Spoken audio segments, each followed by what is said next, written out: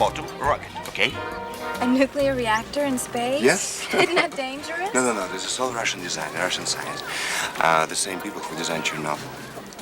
Chernobyl. Chernobyl almost worked. So what happens after you plant the bomb? Well, we have 7 hours. We're going to put the bombs inside the comet. I'm going to follow these two. I don't trust that combination. After 7 hours, the 14-hour rotational cycle of the comet, right, spins? We're gonna get married. God knows I want to marry you. But the day I get back, the last thing I'm gonna do is step inside of a church. I don't do church as well. Because there's only 7 hours of darkness, and then the sun starts hitting the surface of the planet, and it causes... These are your orders.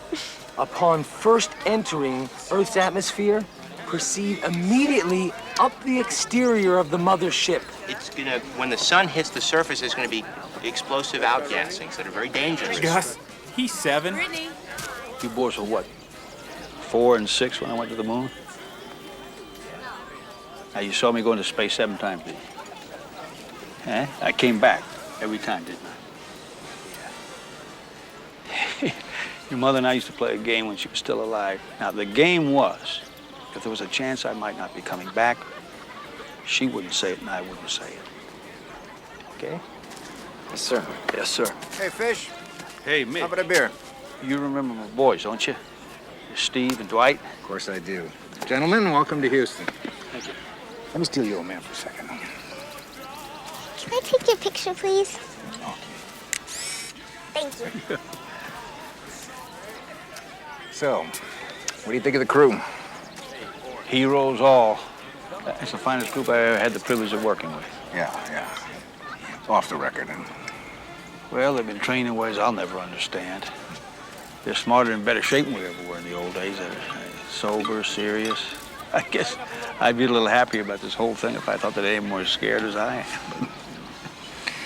well, they're not scared of dying. They're just scared of looking bad on TV. Now, look, I wish I'd been to the moon.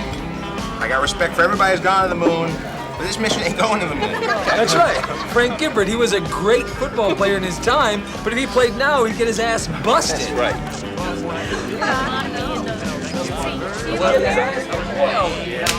Yeah, you're right.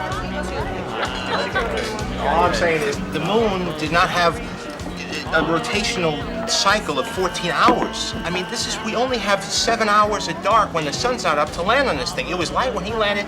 This is gonna be dark. We're not gonna be able to see. You can't see now, Gus. Don't worry. We're still in right now. Wait, what? We can do it.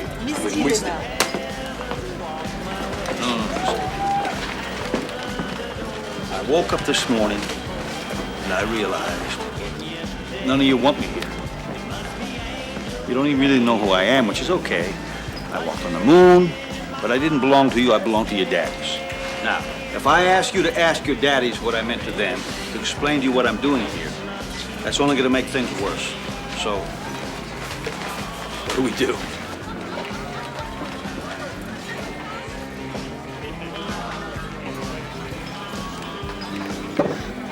You haven't trained for this mission. We respect you. Appreciate that. But you're here because the powers that be think we need a familiar face on this trip. You're here for public relations.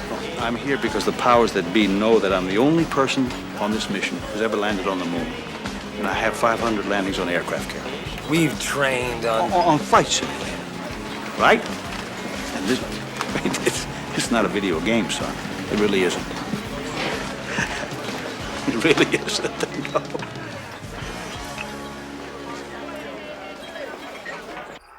We are to go for auto sequence start. Atlantis' 4 onboard computers now have primary control of all the vehicle's critical functions. Okay, all flight controllers, we're at T-minus 30 seconds and counting. Let's take a close look. APUs look good. Locks and LH2 are pressurized. 10, 9. Flight, we're go for auto sequence. Roger, Jerry. Good luck and Godspeed, Atlantis. Thanks, Mitch. 4, 3, 2, 1.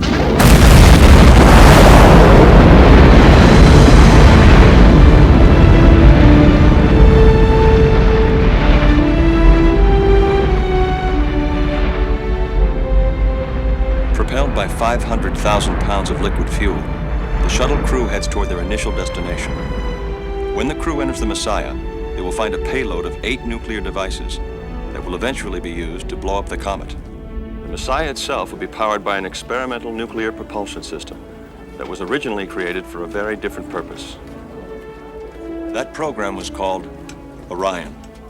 Now, with the help of Russian engineers, a technology designed to propel weapons of mass destruction will power the ship that will intercept the greatest threat our planet has ever faced.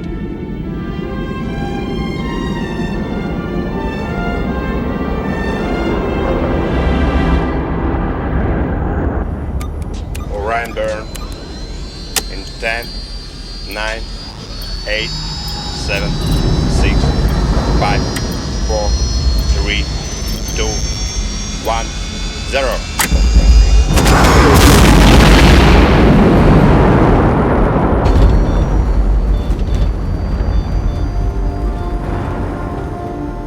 Okay, Beth, White House reactions. Mary Ann, the whole world watching. We have enough satellite space? Send me it uplinks. Tim, mission control in Houston. Ira, the science guys lined up. If they got a PhD, we own them. All right, this is the most important story of our lives. Let's not muck it up.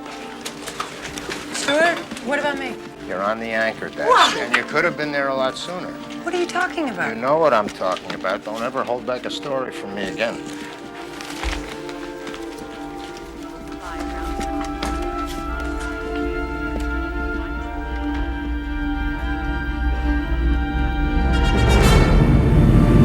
Messiah, Houston. Transfer trajectory is go. Cancel MCC-1. Your go to configure for coast.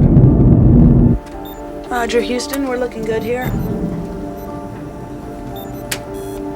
Jesus, that's big. Holy shit. Господи. Wow. Sweet mother of God.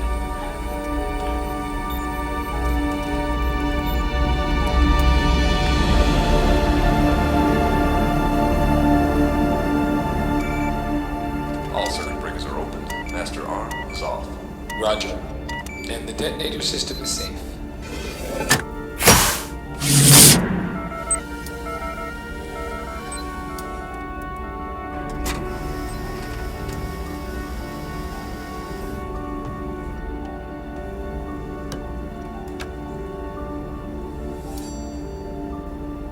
Messiah, Houston. Stand by for an uplink of the final mole coordinates. Confirm when complete.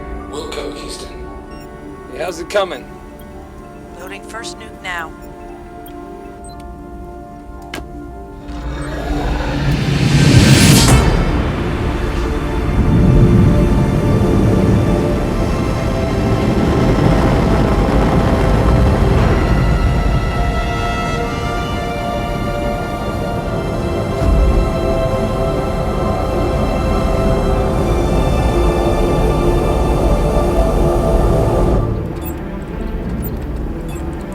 Feet to standoff. R.3, 5X, 2Y. 500 feet. R.3, 3X, 1.5Y. Go for auto trajectory. We're there. Residuals are null. Disengage Orion. Orion disengaged. You're on Bipro.